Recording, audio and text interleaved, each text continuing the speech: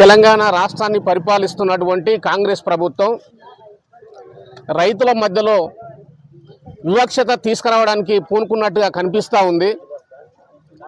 రైతాంగం అంతా కూడా రంగారెడ్డి జిల్లాలో ఉన్నటువంటి రైతులందరూ కూడా ఓట్లేసి పోయిన ప్రభుత్వం బాగలేదు, ప్రభుత్వం తెచ్చుకుంటే బాగుంటుంది, రైతు ప్రభుత్వం అని చెప్పుకోవడానికి బాగుంటుంది అనే ఉద్దేశంతో కాంగ్రెస్ ప్రభుత్వాన్ని ఎన్నికల్లో అధికారంలోకి తీసుకొస్తే ఈరోజు కాంగ్రెస్ ప్రభుత్వం రంగారెడ్డి జిల్లాలో ఉన్నటువంటి 9 మండలాలకు సంబంధించింది.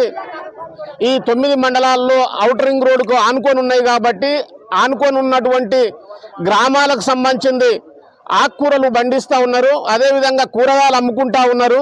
వీళ్ళు ఆర్థికంగా డెవలప్ అయ్యారు కాబట్టి వీళ్ళందరికీ కూడా రైతు బంధు మేము ఇవ్వలేమనే ఆలోచనతో ఈరోజు రాష్ట్ర ముఖ్యమంత్రి మాట్లాడుతున్నటువంటి ధోరణి చూస్తే నిజంగా రైతుల మీద ఇది రైతు ప్రభుత్వం కాదు, రైతుల మీద కక్ష ప్రభుత్వంగా ఈరోజు మనం చూస్తూ ఉన్నాం.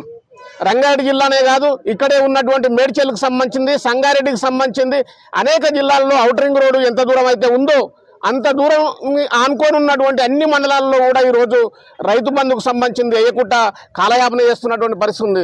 రంగారెడ్డి జిల్లాలో సుమారు 1,00,000 వరకు రైతులందరూ కూడా సాగు చేసుకొని బతుకుతూ ఉంటే ఈ రైతులందరి మీద కూడా ఈరోజు కక్షపూరితంగా రైతు భరోసా ఇవ్వకుండా ఈరోజు కాలయాపన చేస్తూ ఉన్నాడు. నిజంగా స్థానికంగా ఉన్నటువంటి మల్రెడ్డి రంగారెడ్డి ఎమ్మెల్యే గారు కూడా మంత్రి పదవి కొరకు ఆరాటపడుతుండు తప్ప ఇక్కడ ఉన్నటువంటి రైతుల గురించి పట్టించుకున్నటువంటి పాపన పోతలేనటువంటి పరిస్థితి మనం చూస్తూ ఉన్నాం. మంత్రి పదవి కావాలా, ఇక్కడ ఉన్నటువంటి రైతాంగం కావాలన్నా, నిజంగా నీకు మంత్రి పదవి కాకపోతే రాజీనామా చేస్తున్నావు. ఈ రోజు రంగారెడ్డి జిల్లాలో ఉన్నటువంటి ఔటర్ రింగ్ రోడ్డు ఆనుకొని ఉన్నటువంటి గ్రామాల్లో ఉన్నటువంటి రైతాంగం అంతా వ్యవసాయం చేసుకుంటా ఉన్నారు.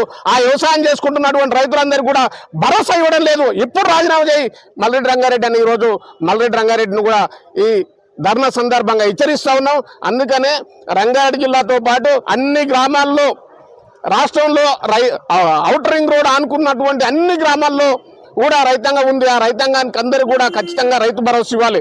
ఇబ్రాహీంపట్నం మండలంలో సుమారు 25,000 మంది రైతులు ఈరోజు వ్యవసాయాన్ని సాగు చేసుకుంటా ఉంటే యాసింగి పంట కాలం కాని రోజుల్లో అగ్రికల్చర్ అధికారులతోటి ఈరోజు సర్వే చేయించి ఈరోజు రంగారెడ్డి జిల్లాలో 12,500 మంది ఈరోజు రైతు భరోసాకు సంబంధించింది అర్హులు అనేది ఈరోజు అగ్రికల్చర్ అధికారులు కూడా చెప్తా ఉన్నారు.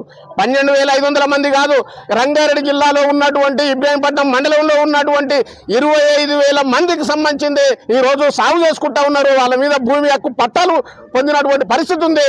వాళ్ళందరూ కూడా రైతు భరోసా ఇవ్వకుండా ఈరోజు కాంగ్రెస్ ప్రభుత్వం అడ్డుపడుతూ ఉంది. ఖచ్చితంగా కాంగ్రెస్ ప్రభుత్వం ఈ వారం లోపల ఈరోజు వచ్చే సోమవారం లోపల ఇట్లా రైతు భరోసా రైతుల ఖాతాల్లో పడకపోతే ఖచ్చితంగా హైవే రోడ్లన్నింటినీ దిగ్బంధం చేస్తాం, ప్రభుత్వ ఆఫీసులన్నింటినీ కూడా దిగ్బంధం చేస్తాం.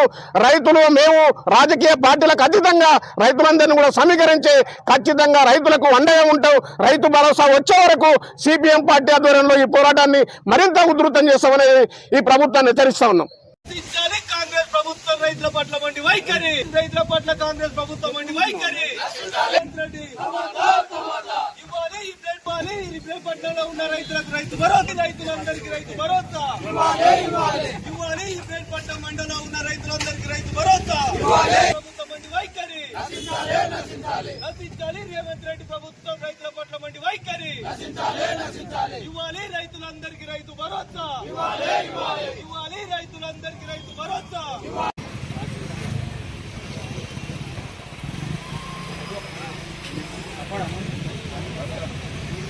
రైతు